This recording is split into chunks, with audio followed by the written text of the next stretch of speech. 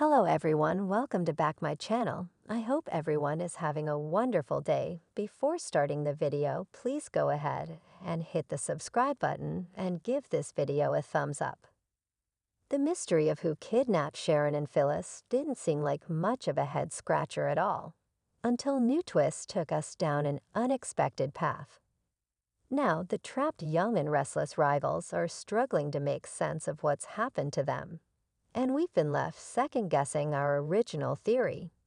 When Phyllis first went missing, followed by Sharon in short order, our minds immediately jumped to the conclusion that Ian Ward was behind their disappearances. After all, viewers are well aware that he survived the shootout with Victor at the ranch, and he wanted nothing more than to get rid of Sharon when he came back to town. Ian also has a past with Phyllis, and let's face it, taking Nick's two exes captive is a surefire way to torment the Newman clan.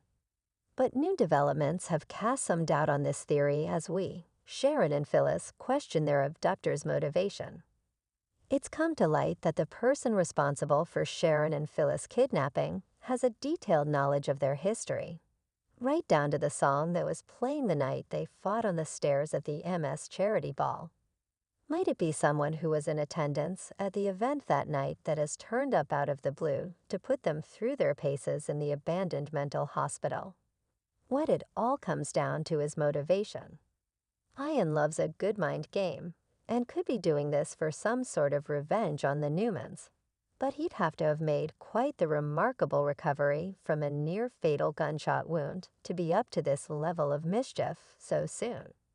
Sharon and Phyllis, meanwhile, have realized that their captor wants one of two things: either to torment the women to the point that they turn on each other, and perhaps even kill each other, or to force them to put their differences aside and work together, perhaps with an end game of dousing the animosity between them entirely. While there are a few people we can think of that might desperately want them to stop fighting, we're hard-pressed to think of who would be so invested as to take it to the extreme of locking them up, creating a straight-up escape room, and most importantly, threatening to kill them. Not to mention, given Sharon's recent past, it would be downright cruel. Who would kidnap them and force them to work together in hopes that they'd turn on each other? That's a tough one too, as there aren't too many suspects who despise both women to that degree. What we've got here is a genuine mystery, soaks readers. Any ideas as to who is behind the abduction of Sharon and Phyllis, if it's not Ian Ward? Don't miss our list of possible suspects in the gallery attached. You've got to be kidnapping me. Sharon and Phyllis' abductor isn't who we all think. The tension in Genoa City had reached a fever pitch. Sharon Newman and Phyllis Summers had both vanished without a trace, sending shockwaves through the town. Given their storied history, filled with fiery arguments, betrayals, and bitter rivalries, many speculated that one had finally had enough of the other and taken drastic action. Others pointed fingers at old foes, vengeful ex-lovers, or even business rivals. But as the truth unfolded, one thing became clear: their abductor was not who anyone expected. The vanishing act. It started on an unremarkable Tuesday. Sharon was closing up Crimson Lights, the familiar aroma of coffee and baked goods lingering in the air, when she heard a noise in the alley.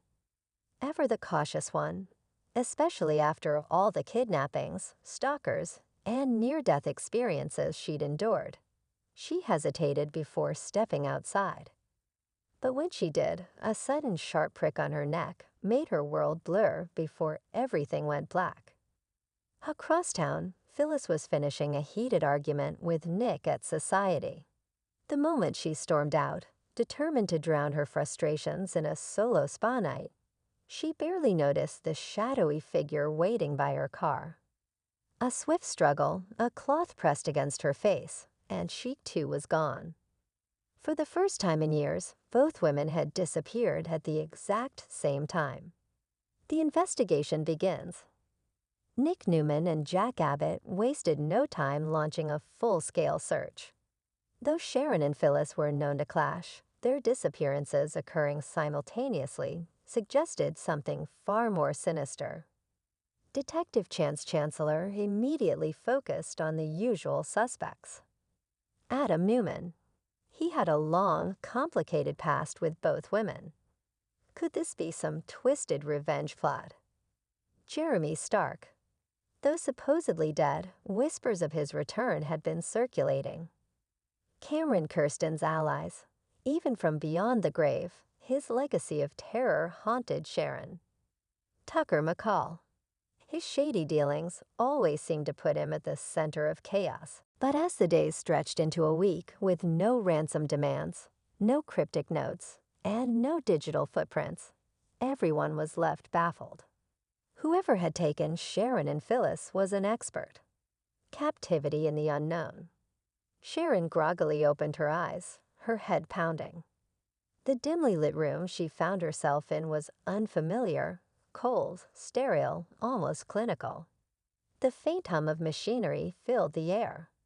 She turned her head and found Phyllis sitting across from her, tied to a chair, looking equally dazed. "Oh, fantastic," Phyllis groaned. "If I have to be kidnapped, of course, it had to be with you." Sharon rolled her eyes.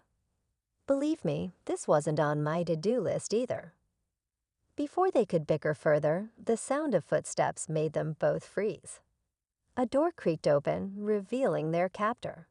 And that's when they saw her. Sandra Allen. The shocking truth. For most in Geno City, Sandra Allen was just a forgotten name from the past.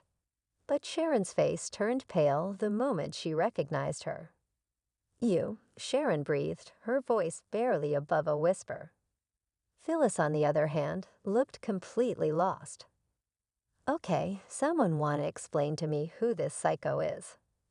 Sandra smirked, stepping closer. "I was wondering if you'd remember me, Sharon. After all, it's been decades since you ruined my life." And just like that, the memories came flooding back. Years ago, during her rebellious teen years, Sharon had been involved in a scandal at a prestigious horse riding camp. She had falsely accused Sandra, a fellow camper, of theft. An accusation that led to Sandra being expelled and losing her future. Though Sharon had since moved on, living through her own scandals and dramas, Sandra had never forgotten. She had spent years watching from afar, seething as Sharon got chance after chance, always landing on her feet. And now it was time for payback. But why Phyllis? Phyllis narrowed her eyes. "I get why you want revenge on Sharon, but what does this have to do with me?" Sandra tilted her head. "Because Phyllis, you're just like her. Privileged, always getting away with everything. You play the victim when it suits you, and you manipulate people like pieces on a chessboard." Phyllis scoffed. "You kidnapped me because I'm annoying. That's next level petty." Sandra's smile was eerily calm. "Oh no, this isn't just about annoyance. It's about justice. A desperate escape." Sandra may have been meticulous in her planning, but she underestimated one thing: the sheer stubbornness of Sharon and Phyllis when their backs were against the wall. Using a shard of glass from a broken lamp, Phyllis cut through her restraints while Sharon distracted Sandra. The moment Phyllis was free, she tackled their captor to the ground, allowing Sharon to make a break for the exit. The problem? They weren't in some warehouse or basement. They were in a remote underground facility. Of course, Phyllis huffed, because normal kidnappers aren't extra like this. Sandra recovered quickly, grabbing a nearby syringe and lunging at Phyllis. But Sharon, in a moment of unexpected teamwork, tripped Sandra just in time, causing her to jab herself with the sedative instead. As Sandra slumped to the floor, the two women wasted no time escaping, navigating through winding corridors until they finally burst outside, into the middle of nowhere. The aftermath. By the time Nick, Jack, and the authorities tracked them down, Sharon and Phyllis had already found their way to a nearby gas station, looking disheveled but victorious. Sandra was arrested, though her chilling final words to Sharon haunted her. "This isn't over." Back in Genoa City, the ordeal had an unexpected effect. It forged a reluctant truce between Sharon and Phyllis. Though they'd never be best friends, surviving a kidnapping together had a way of making past grudges seem insignificant. As for Sandra, well, in Genoa City, no villain ever stays locked away forever. And Sharon and Phyllis both knew one day she'd be back. Thanks for watching this video, and please subscribe our Update World 24 YouTube channel for more update news.